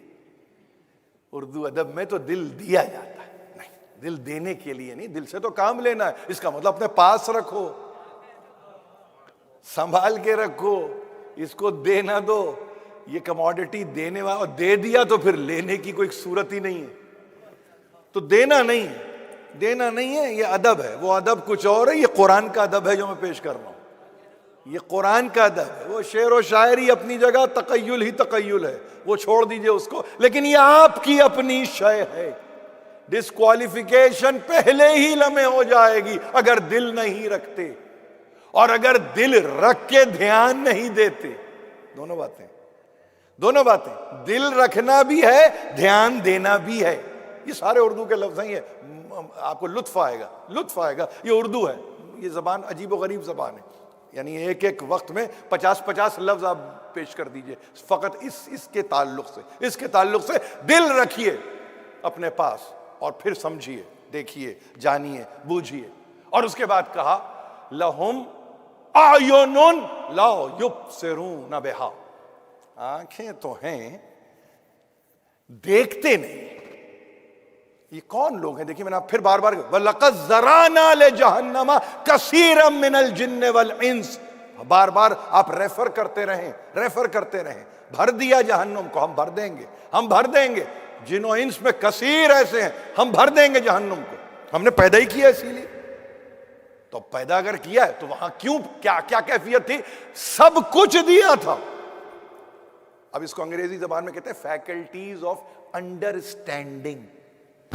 یہ انگریزی زبان ہے. فیکلٹیز آف انڈرسٹینڈنگ ہم نے ان کو دی تھی. قلب دیا تھا تفقہ کے لیے، کام نہیں لیا. لہم اعین لا یبصرون بہا، آنکھیں دی تھی دیکھنے کے لیے، دیکھتے نہیں تھے. وَلَهُمْ آذَانٌ لَا يَسْمَعُونَ بِهَا، ہم نے کان دیے سماعت کے لیے، سننے پہ آمادہ نہیں ہوتے ہیں. تو اب قرآن کہہ رہا ہے وہ جو گئے نا، وہ اب آپ سمجھ رہے ہیں شروع میں کہا ہم نے جن و انس کو پیدا کیا. اولئک کالانعام بل ہم اضل، وہ اصل میں چوپائے ہیں، وہ اصل میں جانور ہیں. بلکہ اب اس کے بعد دیکھیے وہ اس کی اب ایکسٹریمٹی کو دیکھیے. اولئک کالانعام پہ نہیں رکا، بل ہم اضل، ان سے بھی بدتر ہیں. اضل کا ترجمہ کر دیا گمراہ کے معنوں میں. میں تھوڑا سا اختلاف رکھتا ہوں. گمراہی ظاہر ہے کہ یعنی اگر آپ مجھ سے یہ کہیں کہ بھئی کیا راہ روی ان میں ہے کہ وہ گمراہی کو اختیار کر سکتے ہیں، تو جانوروں میں کون سی راہ روی ہے؟ کچھ بھی نہیں ہے. وہ تو ایک سم چل پڑے تو سب چل پڑے. اب جبلت ہے، وہ تو اس جبلت کو، پانی کو دیکھا پانی کی طرف چل پڑے، چارے کو دیکھا چارے کی طرف چل پڑے. ایک جبلی کیفیت ہے، وہ تو انسٹنکٹ ہے ان کا. عقل تو نہیں ہے، احساس تو نہیں ہے، ایک جبلت ہے، انسٹنکٹ ہے جو کہ ان کو موو کراتی رہتی ہے.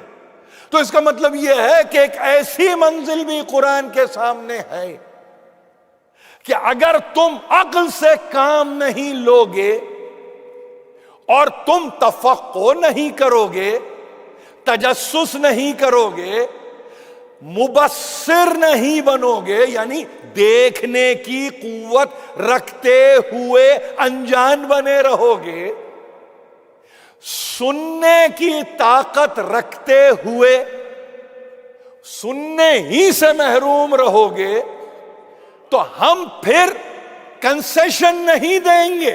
دیکھیے عجیب بات ہے، یہاں سے کنسیشن نہیں ملے گا تمہیں. ہم کنسیشن نہیں دیں گے. ہم نے پوری قوتیں تمہیں دی تھیں، پوری قوتیں دی تھی. قلب دیا تھا تو قلب کے معنی تھے. اگر ہم نے عین تمہیں دی، عیون ہم نے دیے نا، تو اس کے کوئی معنی تھے. ہم نے تمہیں آذان، اذن کی جمع ہم نے تمہیں دیے، تو اس کے کوئی معنی تھے. تم نے معنی کو جامہ نہیں پہنایا. بہت عجیب لفظ ہے یہ. یعنی وہ دے رہا ہے مگر اس کو جامہ پہنانا انسان کا کام ہے. یعنی اس کا مطلب یہ، کیوں آپ کیوں پہنائیں گے؟ اس لیے کہ عقل بھی تو دی تھی. اگر عقل نہ دیتا تو جامہ نہ پہنتے. یعنی آج آپ برہنہ نہیں اس لیے نظر آتے ہیں کہ خدا نے عقل دی ہے، لیکن اگر برہنگی کہیں نظر آ رہی ہے تو عقل کا فطور سمجھیے. آپ سمجھ رہے؟ وہ فطور عقل ہے جو انسان کو برہنگی پہ آمادہ کر رہی ہے. تو اگر آپ کو عقل دے دی اور عقل کے ساتھ شعور دے دیا، شعور کے ساتھ حواس دے دیے، اور آپ کو یہ کہا کہ دیکھو ہم چاہتے یہ ہیں کہ کچھ چیزیں تمہیں دی جا رہی ہیں ان کو جامع ہستی تو پہناؤ. اب یہ اور ایک ترقی ہوئی ہماری فکر میں. تمہیں ملی فیکلٹیز ملی ہیں, چلیے آ جائیے اس کو اور آسان کر لیتے ہیں. دیکھیے سینسری پرسپشن ہے, آپ کہیں گے ہے, حواس خمسہ تو موجود ہے نا آپ کے سامنے, ایسا تو نہیں ہے کہ نہیں ہے. وہ چھٹی حص کو چھوڑ دیجیے, حواس خمسہ موجود ہیں آپ کے سامنے. وہ لامسہ بھی ہے, شامہ بھی ہے, باصرہ بھی ہے, ذائقہ بھی ہے, ظاہر ہے آپ کے سامنے ہے, ساری حصے آپ کے سامنے ہیں. یعنی آپ کے پاس چھونے کی قوت ہے. آپ کہیں گے چھونے کی قوت ہے, سینسری پرسپشن ہے. کس چیز کو چھوئیں گے آپ؟ جو چھونے کے قابل ہے. آپ کسی ایسی شے کو نہیں چھوتے جو چھونے کے قابل نہ ہو. مثلا آ جائیے حرارت و برودت کے معیار پہ لے لیجئے, کہ آپ کہیں کہ ایک خاص ٹیمپریچر ہے جس کے بعد ہم چھو نہیں سکتے. کس چیز نے متنبع کیا؟ عقل نے متنبع کیا کہ نہیں, یہ حرارت تجاوز کر چکی ہے اس حرارت سے کہ جس میں تمہارا لامسہ سنک ہوا ہے. یعنی لامسے کی بھی سنکنگ ہے کسی جگہ, سنکرنائزیشن. اگر وہ ہے تو پھر ہاں کافی ہے. ہاں بہت ٹھنڈی بھی کوئی شے ہے, چھو نہیں سکتے. بہت گرم بھی کوئی شے ہے, چھو نہیں سکتے. کمانڈنگ فورس نہیں, کمانڈنگ آفیسر ہے عقل کی صورت میں, جو آپ کو یہ ہر آن کہتی رہتی ہے کہ نہیں, اس کو نہیں, احتیاط, ورڈ آف کاشن, پریونشن, پریکاشن, دیکھ لو, رک جاؤ, آگے نہ بڑھو. یہ پتا چلا آپ کے سامنے ایک پورا ڈسپلن چل رہا ہے عقل کے تحت. آپ اس کو کیا کر رہے ہیں؟ فالو کرتے ہیں نا. آپ ایسا تو نہیں کرتے کہ تجاوز کرتے ہیں.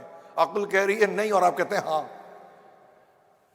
تو بہرحال اگر ایسی کوئی صورت ہے تو نہ کوئی اب ابراہیم ہے, نہ کوئی اس آگ کو ٹھنڈا ہونا ہے. وہ تو بات ہی دوسری ہے. آپ کو جو کہہ دیا گیا وہ آپ کو کہہ دیا گیا. عقل نے حکم چلایا اور اس حکم کے تحت آپ آ گئے. جب اس حکم کے تحت آپ آ گئے, اس کا مطلب مطیع ہوئے آپ عقل کے, نہیں تابع ہوئے آپ عقل کے. کیوں؟ اس لیے کہ حواس سے اوپر کی قوت ہے عقل, جو کر رہی ہے کنٹرول. اور جب وہ کنٹرول کر رہی ہے تو اب اس کا حکم قابل اطاعت ہے. آپ اس حکم کی اطاعت کریں گے. آپ یہ نہیں کہہ سکتے کہ میں اطاعت نہیں کروں گا. یعنی آپ اپنے ہی نظام سے ریوولٹ نہیں کر سکتے. سب کچھ آپ کا ہے, ہاتھ بھی آپ کے, پیر بھی آپ کے, ناک بھی آپ کی, زبان بھی آپ کی, آنکھیں بھی آپ کی, کان بھی آپ کے, لیکن حکومت کسی اور کی ہے جو چل رہی ہے. کیا کیا آپ نے اس حکومت پہ؟ آپ تابع ہوئے. آپ تابع ہوئے یعنی کسی کے فرمان کے تابع ہوئے, کسی کے فرمان کے مطیع ہوئے. تو آپ نے کہا کہ اب ساری چیزیں ان کنٹرول ہیں. لیکن جیسے ہی آپ نے بغاوت کی اطاعت کے بجائے, کیا ہوا؟ آپ نے کہا بغاوت کے نتیجے میں فساد پیدا ہو گیا. وہ فساد کا پیدا ہونے کا مطلب کیا کہتے ہیں آپ اس کو؟ آپ کو معلوم ہے آپ کیا کہتے ہیں؟ کچھ نہیں. آپ کہتے ہیں کہ فاتر الحواس ہو گیا, اس کے حواس معطل ہو گئے. حواس معطل ہو گئے فقط ایک وجہ سے کہ آپ نے کسی کے حکم کی اطاعت نہیں کی. یہ تو انسان کا جسم ہے بھائی, جسم, روح کا تو تذکرہ ہی نہیں ہے ابھی. روح کا یہ تو جسم اور میری چیزیں, میری قوتیں, یہ میری قوت ہے. میں ہاتھ چلاتا ہوں, آ جائیے, اتنی کھل کے بات کرتے ہیں, اس میں گھبرانا نہیں ہے. یعنی میری سے مراد آپ یہ کہیں کہ خدا کو بائی پاس کر رہے ہو, نہیں. وہی جو نظام ہمارا ہے, میں دیکھ رہا ہوں, میں سن رہا ہوں, میں بول رہا ہوں, میں چھو رہا ہوں, میں چکھ رہا ہوں, یہی تو کہتے ہیں آپ. اب یہ کبھی نہیں کہتے ہوئے پائے جائیں گے ہاں کلچر اپنی جگہ ہے بحمداللہ, ٹھیک ہے, ہر چیز کے پہلے آپ الحمدللہ اس قابل ہوں, چکھ سکتا ہوں, چھو سکتا ہوں, دیکھ سکتا ہوں, سن سکتا ہوں, وہ اور بات ہے. لیکن اصول یہ ہے کہ آپ کو قوتیں دے دی گئیں اور آپ سے کہا جا رہا ہے کہ اب اس کا مصرف تم کر کے بتاؤ. قوتیں اس نے دی، مصرف چاہتا ہے تم کرو. دیکھیں تو صحیح کہ ہماری نعمتوں کو صرف کیسے کرتے ہو، کس راہ میں صرف کرتے ہو، کس طور صرف کرتے ہو، کس طریقے سے صرف کرتے ہو. صرف نہیں کرو گے تو تمہارا انجام جانوروں سے بدتر دیا جائے گا. اور اگر صرف صحیح ہو گیا، وہی قلب تفقع کی منزل پہ آ گیا، تو اس سے بہتر اور کیا ہوگا. وہی آنکھیں اگر وہ بصارت پا گئیں جو وہ چاہتا ہے کہ تم یہ دیکھو، تو پھر کمال اوج کمال. آپ کی سماعت وہ سن رہی ہے جو وہ چاہتا ہے، تو اس سے بڑھ کے اور سماعت کیا ہوگی. اس کا مطلب کیا ہے؟ مینوفیکچرر کی مصنوع ہے یہ. دیکھیے بہت غور سے سنیے، وہ مینوفیکچرر ہے، صانع وہ ہے، مصنوع میں ہوں.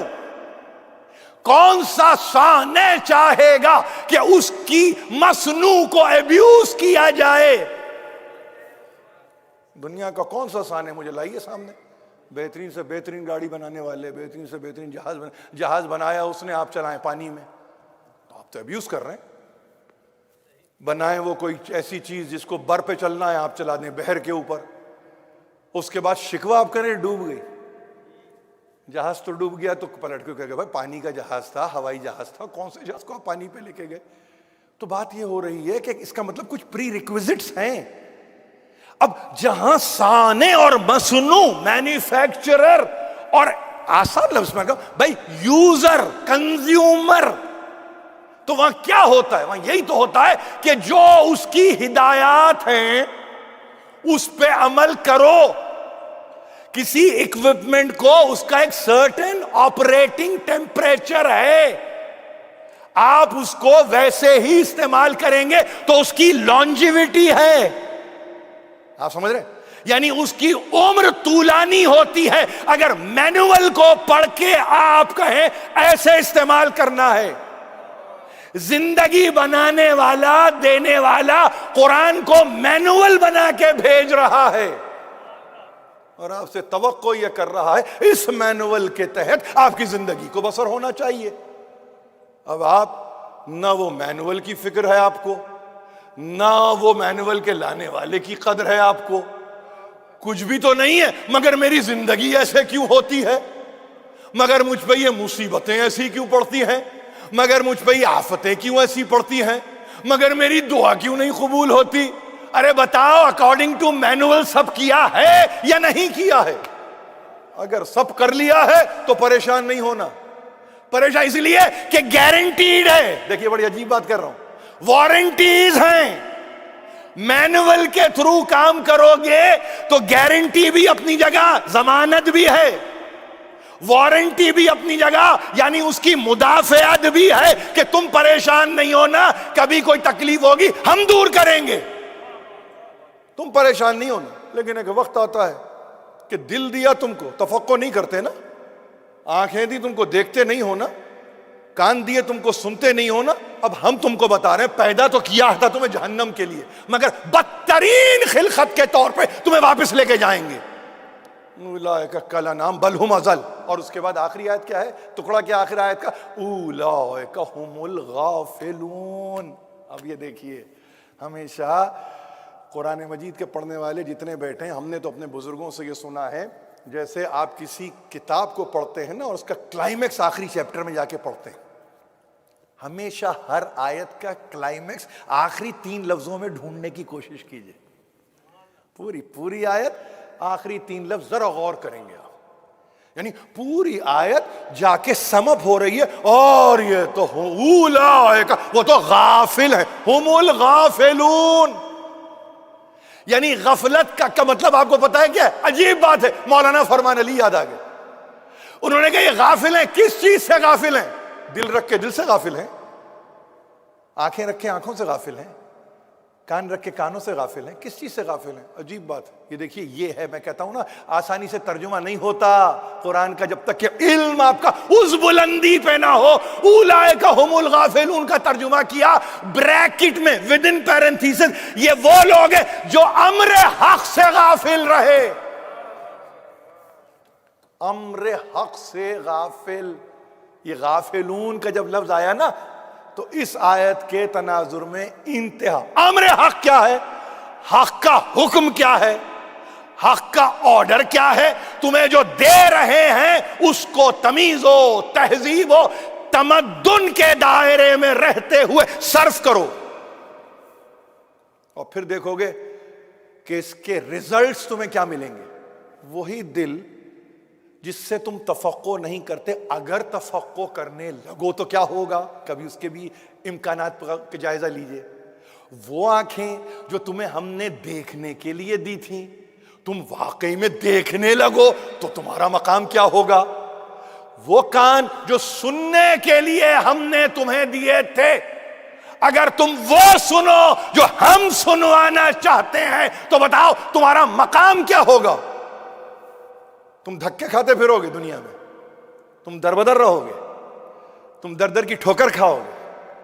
اصولوں کی تو پیروی کرو کہ اصول کیا ہیں، یعنی جو تمہیں ہم نے دیا تم اس کا استعمال نہ کرو، اس کے بعد شکوہ جواب شکوہ، اس کے بعد یعنی یہ کہیں کہ ہاں بھائی یہ اسلام کا ایک نوحہ ہے جو کسی نے لکھ دیا۔ ارے کیوں نہیں لکھیں گے، ہر لکھنے والا یہی تو کہہ رہا ہے کہ استعمال ہی غلط ہوا، استعمال غلط ہوا، اور یہ مسلمانوں کی گفتگو کر رہا ہے ہر لکھنے والا، وہ الطاف حسین حالی ہوں، وہ شبلی نعمانی ہوں، وہ ڈاکٹر محمد اقبال ہوں، جو ہو اپنی جگہ، وہ جو نوحہ کر رہے ہیں نا، وہ جو ماتم کر رہے ہیں، شاہنامہ اسلام کو چھوڑ دیجئے حفیظ جالندھری کو، میں جو کہہ رہا ہوں وہ سنیے غور سے، حالی، شبلی، اقبال، ظفر علی خان،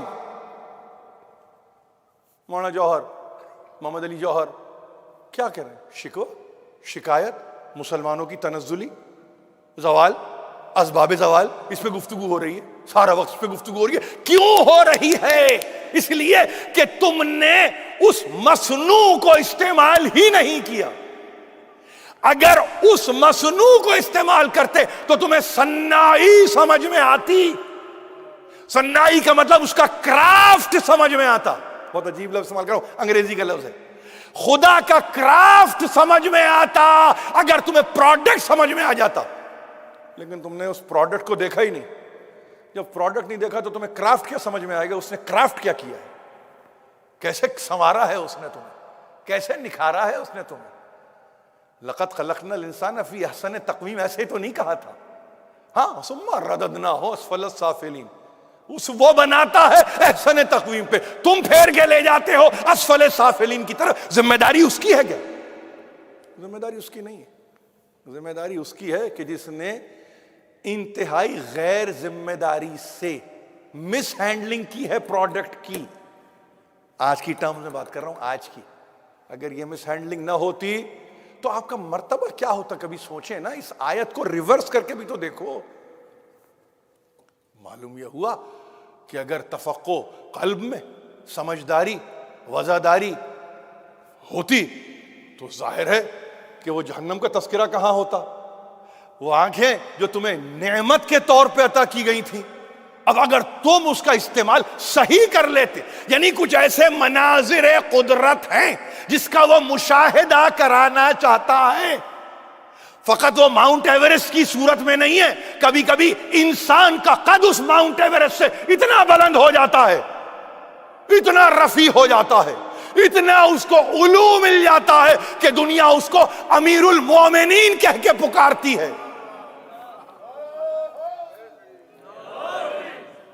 آپ رک گئے کسی پہاڑ پہ، ارے بھائی ذرا دیکھو تو صحیح، ہاں آنکھوں سے دیکھتے تو، تم نے تو دیکھنا ہی مناسب نہیں سمجھا، تم نے تو دیکھا ہی نہیں، اس کی طرف تم نے توجہ ہی نہیں دی، اور وہ پیغام جو ہم سنا رہے تھے تم کو، اب فوری طور پہ جب کب الستو بربکم، نہیں، اسی کا مظہر الستو اولا بکم من انفسکم، یہاں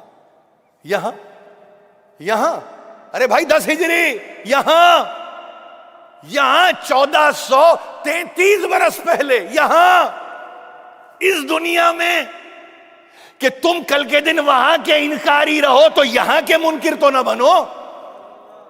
یہاں کہہ دیا نا، وہ کہہ رہا ہے کیا میں تم سب کا رب نہیں ہوں، تو وہی تو سلسلہ ہے جو یہ کہہ رہا ہے کیا میں تم سب کے نفسوں پر اولا نہیں ہوں۔ تو قالو بلا وہاں بھی ہے، قالو بلا یہاں بھی ہے. تو یہ قالو بلا کہہ کے کیا وہاں کوئی مکر گیا؟ نہیں. تو یہاں کیسے مکرے؟ اس لیے کہ ذرا سی دیر کے لیے عقل دی تھی، 60 برس کے لیے.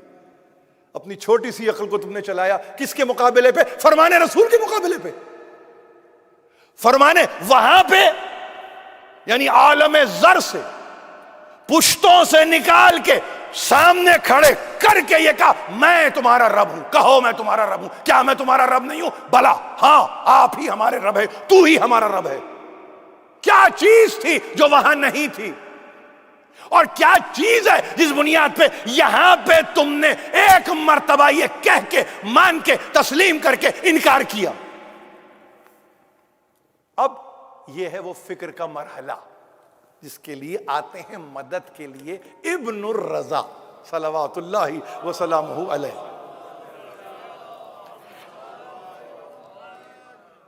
فرماتے ہیں لیست العبادہ کثیر الصیام والصلاۃ. فرماتے ہیں کہ یاد رکھو عبادت کثرت صیام و صلاۃ کا نام نہیں ہے. کیا عجیب بات ہے، آپ کہیں گے کوئی انقلابی فکر آ رہی ہے. نہیں، عقلانی فکر ہے. انقلابی چھوڑ دیجئے، یہ عقلانی فکر ہے. یاد رکھو، یہ قول کو یاد رکھیے. فرماتے ہیں کہ عبادت کے معنی جو آپ کے پاس معین ہے وہ کثرت کے ساتھ ہیں، بہت کے ساتھ ہیں. لیکن نہیں، نہ کثرت صیام میں نہ کثرت صلاۃ میں، بلکہ فَإِنَّمَا کثیر العبادہ التفکر. سب سے بڑی عبادت ہے تفکر. کاہے میں؟ ایسے نہیں. اب دیکھیے وہ بھی سن لیجئے، برٹن رسل کو سوچوں، ارسطاٹل کو سوچوں، پلیٹو کو سوچوں. نہیں، بلکہ فی امر اللہ.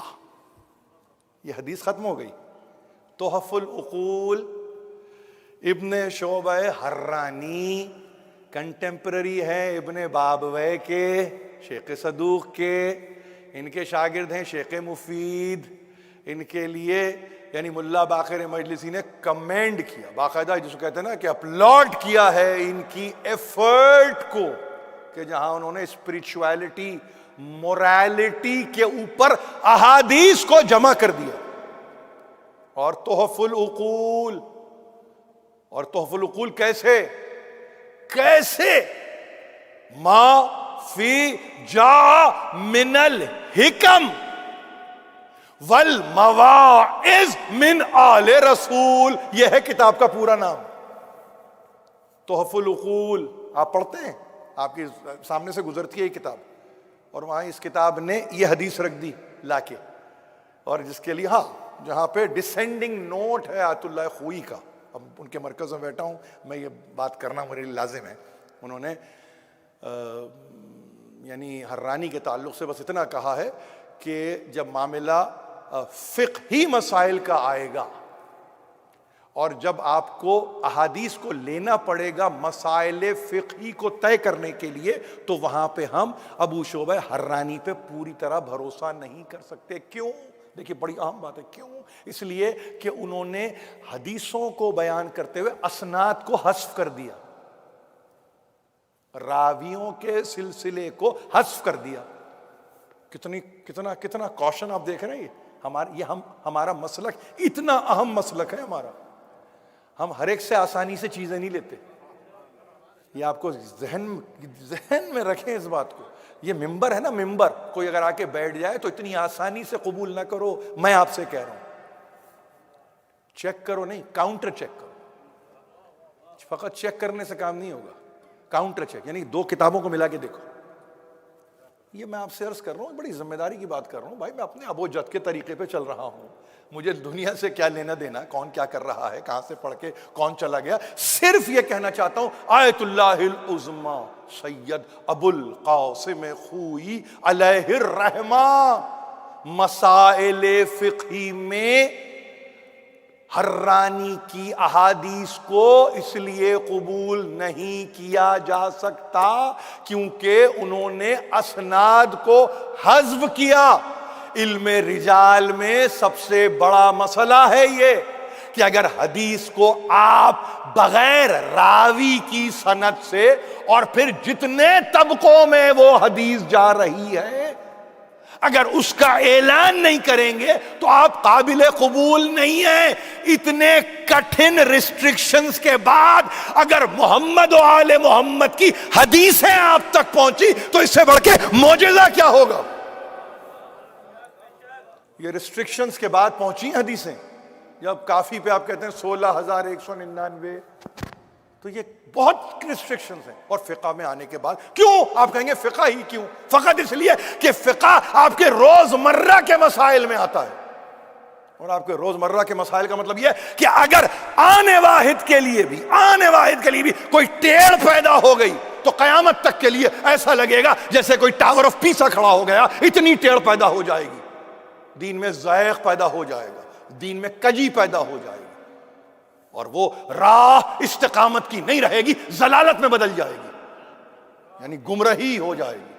ہمیشہ یاد رکھیے کتنی احتیاط کی ہے۔ مگر ایک دوسرا نام لے لیتا ہوں، علامہ امینی صاحب الغدیر، 20 والیومز، فقط وہ غدیر کی حدیث کو پیش کیا ہے 20 والیوم میں، اور نہیں معلوم 350 سے زیادہ راویوں کو لے کے ترخ در ترخ پیش کیا، ہر قرن کے اندر لے لیا، اس صدی ہجری سے لے کے کہتے ہیں 14ویں صدی ہجری تک۔ ان کا سن وفات یاد رکھیے علامہ امینی کا علیہ الرحمہ 1390 ہجری، 1390، 53 برس ہوئے انتقال کو۔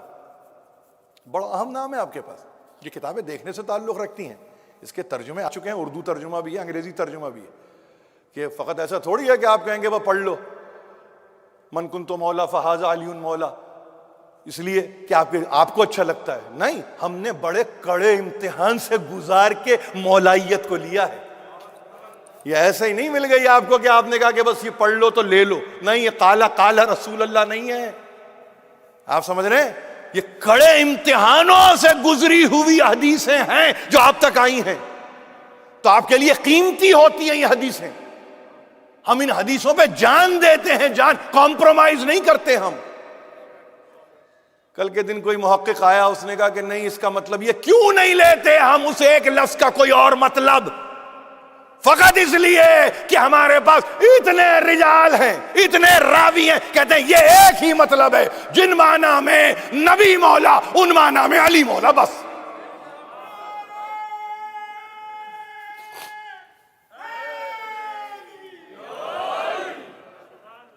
آپ میری بات کو بس تقریر ختم کر رہا ہوں، مجھے آج تھوڑا سا کہتا ہے نیو رکھنا، ایک بنیاد رکھنا، حالانکہ 3 مجلسوں میں یہ لفظی عجیب ہے، پہلی مجلس کے لیے نیو کہوں، آخری مجلس کو وائنڈ اپ کہوں، تتمہ کہوں، تو بیچ کی بیچاری ایک ہی مجلس رہ جاتی ہے، میں کیا کروں؟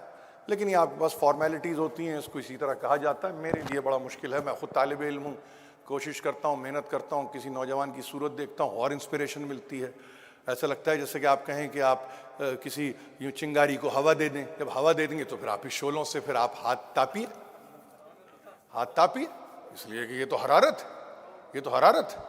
اقبال نے بھی کہا ز آتش او شعلہ اندوختیم، اقبال نے یہ کہہ دیا کہ رمز قرآن از حسین آموختیم، ز آتش او شعلہ اندوختیم، میں نے قرآن کا جو رمز ہے نا وہ حسین سے پایا ہے، رمز قرآن کو میں نے حسین سے پایا ہے، اور حسین سے پانے کا مطلب یہ، جب رمز قرآن کیا ہے وہ حرارت ہے، ز آتش او شعلہ اندوختیم، جو اس کی لگائی ہوئی جو ایک کیفیت ہے نا، آگ تو نہیں کہوں گا مگر وہ جو ایک حرارت اس نے پیدا کی ہے جسم انسان میں، حسین ابن علی نے، اس سے میں اپنے ہاتھ تاپتا ہوں، اپنی فکر کو میں نمو دیتا ہوں، اپنی فکر کو میں جولاں تباہ بناتا ہوں، اپنی فکر کو میں بڑھوتی دیتا ہوں، اپنی فکر کو میں اور اوج دیتا ہوں، ز آتش ہوں، اس کی آتش سے اپنے شعلوں کو میں بناتا ہوں۔ یہ حسین ابن علی ہے، اور یہ حسین ہی کے فرزندوں میں امام حسن عسکری علیہ الصلوۃ والسلام۔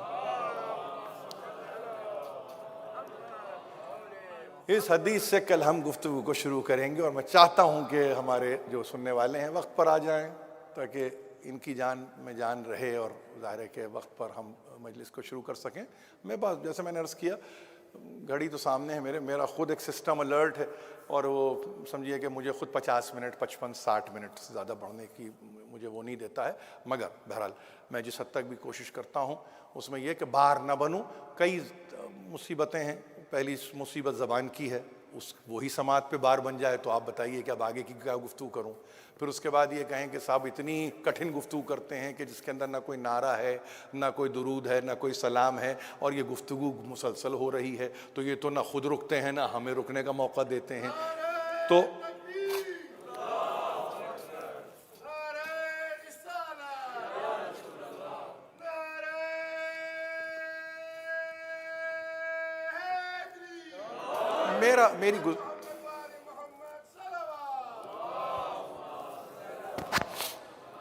میری گزارش سن لیجیے، میری گزارش یہ ہے کہ گفتگو اتنی کی جائے جو قابل برداشت ہو۔ ہاں یقیناً ہمارے پاس ایک مقدمہ رہا، ایک آیت رہی، اس آیت کے نتیجے میں ایک حدیث آ گئی، اس حدیث نے ہمیں ایک راہ دکھا دی۔ وہ راہ وہی تو ہے جو غفلت سے نکال کے فکر کی طرف لے کے جاتی ہے۔ اولئک هم الغافلون ہے نا، یہ قرآن ہے، وہ کیا کہہ رہے ہیں؟ تفکر فی امر اللہ۔ ہمیشہ یاد رکھیے جب کبھی آپ لفظ غفلت کا جا کے ترجمہ ڈھونڈنے کی کوشش کریں گے تو آپ یہ دیکھیں گے کہ غفلت کا مطلب یہ ہے کہ ایک ایسا پردہ انسان کے فہم پر، ایسا پردہ اس کی عقل پر پڑ جاتا ہے کہ جس میں کوشش تو وہ کر کے ہٹا سکتا ہے مگر قصداً وہ اسی میں مبتلا رہتا ہے۔ غافل جو ہے وہ قصداً رہتا ہے، غافل ایسا نہیں ہے کہ اس کا قصد کچھ اور ہے، کھو کچھ اور گیا، نہیں، قصداً وہ اس میں مبتلا رہتا ہے۔ اس کا مطلب یہ ہے کہ علماء لغت نے کہا کہ ایک ایسے عارضے کا نام غفلت ہے کہ جس بیماری کو آپ فکر کے ذریعے درست کر سکتے ہیں۔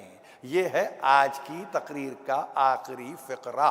کل کے دن آپ سے بچہ کہے بابا غفلت ہو گئی، مجھ سے غفلت ہو گئی، تو آپ کہیں گے کانٹمپلیٹ کیا کرو، آپ کہیں گے سوچا کرو، آپ کہیں گے سمجھا کرو، سیکھو پھر سمجھو۔ یہ دیکھیے دونوں باتوں کو یاد رکھیں گے، پہلے سیکھنا ہے پھر سمجھنا ہے۔ سمجھ کے سیکھا نہیں جاتا، سیکھ کر سمجھا جاتا ہے۔ تو یہ ایک اصول ہے، یہ قرآن کے دیے ہوئے اصول ہیں، اور قرآن کے فرامین کو معصومین کے اقوال ایک اور زینت دیتے ہیں، ایک اور رونق دیتے ہیں، جس کے نتیجے میں ہمارے لیے، یعنی اگر میں یہ کہوں، معاملات ہمارے لیے سہل ہو جاتے ہیں۔ یہ خدا کا بڑا احسان ہے۔ ہاں یقیناً مجھے معلوم ہے کہ یہ آپ نے ایام عزا کے سلسلے میں آخری 3 مجلسیں رکھی ہیں۔ میں نے پوچھا ان سے، ظاہر ہے کہ میں سمجھتا ہوں کہ آخری مجلس میں ہم تابوت کی بھی زیارت کریں گے، تو امام کا تذکرہ بالکل آخر میں ہوگا، مگر کبھی آپ نے یہ سوچا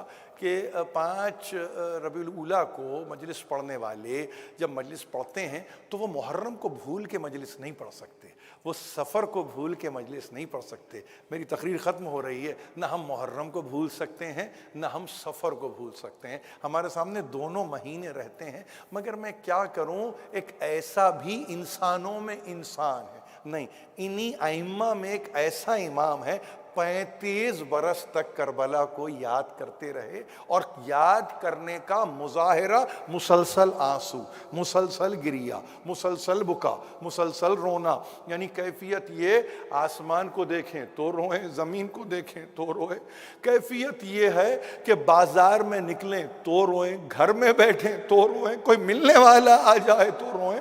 تو پوچھنے والے نے پوچھا مولا کب تک روتے رہیں گے، کب تک روتے رہیں گے؟ تو جواب تو اپنی جگہ دیا ہی دیا، بس اتنا کہا قیامت تک کے لیے رونا ہے، مجھے تو بہت رونا ہے، اور کیسے نہ روں، میں نے تو آنکھوں کے سامنے، اپنی آنکھوں کے سامنے میں نے تو لوگوں کو ذبح ہوتے ہوئے دیکھا ہے، میں نے تو گلے کٹتے ہوئے لوگوں کے دیکھا ہے، کیسے نہ روؤں؟ 18 جوانان بنی ہاشم، 18 جوانان بنی ہاشم رو رہے ہیں، زندگی بھر روتے رہے، یہی نہیں پانی کا لیوان آتا ہے تو روتے ہیں، کھانے کا کوئی آتا ہے لے کر لانے والا، اس کو دیکھ کے روتے ہیں، وہ طعام ہو جیسی کیفیت اس میں رونا ہے۔ میرے پاس یقین جانیے میں نے کتابوں کو پڑھا ہے، آپ بھی کتابوں کو یعنی ٹٹولیے، جس حد تک آپ کھنگال ڈالیے بلکہ کتابوں کو جا کے، مجھے کوئی ایسی روایت لا کے بتائیے جو بالکل کوٹ ان کوٹ کہہ رہا ہوں کہ جہاں پہ امام چہارم کے تعلق سے ان کے کھانے کا کہیں تذکرہ لکھا ہو، مجھے تو نہیں ملا، مجھے کوئی ایسی روایت نہیں ملی کہ جہاں اطمینان سے بیٹھ کے احباب میں کھانا کھا رہے ہیں، مجھے نہیں ملا۔ ارے بھائی احباب میں کھانا چھوڑ دیجئے، اپنا کھانا چھوڑ دیجئے، بازار سے گزرتے ہیں اور جب دیکھتے ہیں کہ قصاب تیاری کر رہے ہیں جانوروں کو ذبح کرنے کی، تو رک جاتے، ان مغازوں پہ ان دکانوں پہ رک جاتے اور رک کے قصاب کے سامنے جا کے ہاتھوں کو جوڑ کے کھڑے ہو جاتے اور یہ کہتے ہوئے پائے جاتے، تو تیار ہے نا جانور کو ذبح کرنے کے لیے؟ کہا ہاں مولا۔ کہا ان کو دانہ دے دیا، ان کو پانی دے دیا؟ کہا مولا کیسے نہ دیں، کیسا نہ دیں، سنت رسول ہے، سنت رسول ہے، دانہ بھی دیتے ہیں پانی بھی دیتے ہیں، اور پانی اتنا دیتے ہیں جب تک کہ وہ منہ اپنا پلٹا نہ لیں، پانی سے نہ پلٹا لیں، اس وقت تک ہم پانی دیتے ہیں۔ آسمان کی طرف بس رک کر کے کہتے تھے میرے بابا کا کیا قصور؟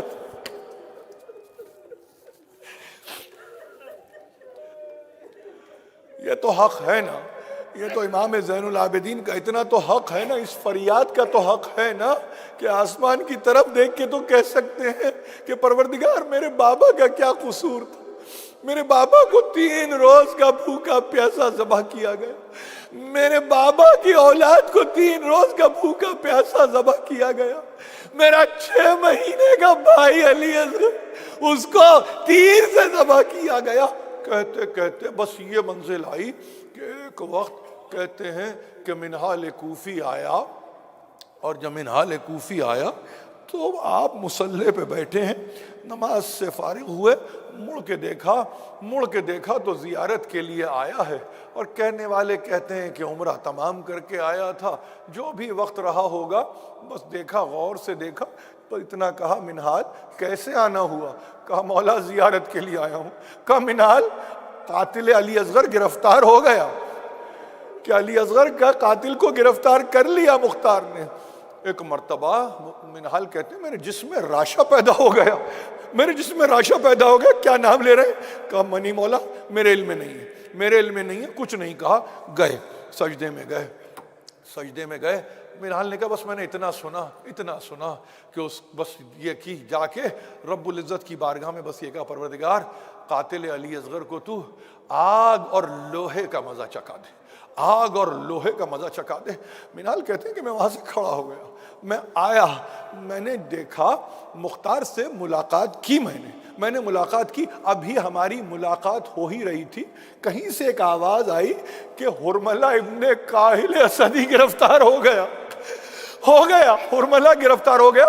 بے اختیار منہال نے کہا، میرے منہ سے اللہ اکبر کی ایک بلند آواز نکلی۔ مختار نے کہا یہ کیا وقت ہے اللہ کی کبریائی کے اعلان کرنے کا؟ کہا ابھی آ رہا ہوں مدینے سے، میرے مولا نے مجھ سے پوچھا تھا کیا علی اصغر کا قاتل گرفتار ہو گیا؟ میں نے کہا نہیں مولا میرے علم میں نہیں ہے۔ ہاں لاؤ، مختار نے طلب کیا، علی اصغر کا قاتل آیا، کانپتا ہوا آیا، کہتے ہیں کہ ایک بید کی طرح کانپ رہا تھا۔ مختار نے کہا تیرے حق میں بہتر ہوگا، انجام تو تجھے معلوم ہے کہ چھوڑتا کسی کو نہیں ہوں، تیرے حق میں بہتر ہے کہ تو اعتراف جرم کے ساتھ بتا کہ تو نے کیا کیا۔ اس نے کہا نہیں کہہ سکتا، نہیں بتا سکتا، مجھے مجبور نہ کر، جو تجھے سزا دینی ہو وہ تو مجھے دے دے، مجھ میں تاب نہیں ہے کہ میں بیان کر سکوں کہ میں نے کیا کیا۔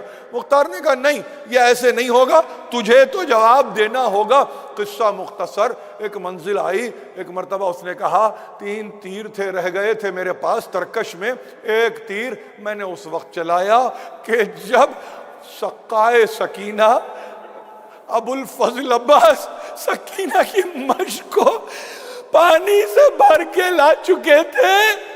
عمر سعد نے کہا حرملا اگر یہ پانی قیام گاہ تک پہنچ گیا نا تو ہم یہاں نظر نہیں آئیں گے. کیا کروں؟ کہا کہ مشق کو چھید دے. تیر لگا, مشکیزہ چھدا, پانی بہا. عباس کی امید و آس دم توڑ گئی. دوسرا تیر تو نے کب چلایا؟ دیکھیے عجیب بات ہے, بتاتا نہیں ہے, لیکن کہا کب؟ ایک مرتبہ کہا ایک تیر میں نے اس وقت چلایا جب حسین ایک مرتبہ پشت فرس پہ جھوم رہے تھے. میرا تیر لگا حسین گھوڑے کی پشت سے زمین کروے لگ. تیسرا تیر تو نے نہیں بتایا. کہا نہ پوچھ امیر, نہ پوچھ, مجھ میں بتانے کی سکت نہیں ہے, بتا دے. ایک مرتبہ کہا مختار یہ وہ تیر تھا کہ جس کے نتیجے میں علی اصغر جو حسین کے آغوش میں تھے پانی کے لیے لائے گئے.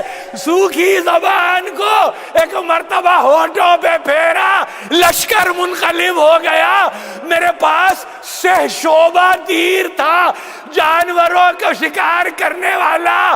میں نے ایک مرتبہ تیر چلایا, گلے کو چھیدتے ہوئے, بازو کو توڑتے ہوئے تیر نکل گیا, بچہ مر گیا. یہ کہہ کے ایک مرتبہ سر کو جھکایا.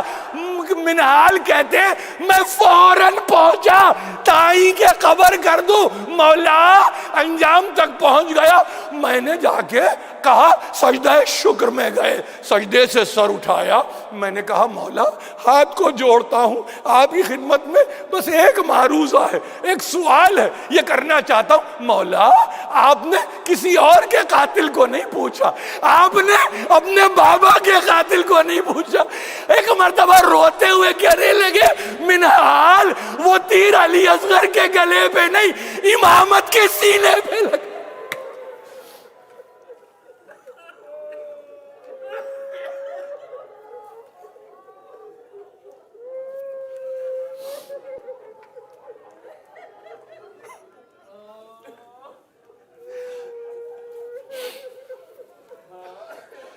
الہی و سیدی و مولایا و ربی. پروردگار اس خلیل توسل کو ہم سے قبول فرما. واسطہ علی اصغر حسین کا ہم میں جو بیمار ہیں شفا کامل عطا کر. باب الحوائج ہیں ہم میں جو بے روزگار ہیں انہیں رزق فراواں اور رزق بے پایاں نصیب کر. پروردگار مالک جو حیران و پریشان و سرگرداں ہیں واسطہ باب الحوائج کا ان کو حیرانی پریشانی سرگردانی سے نکال دے. میرے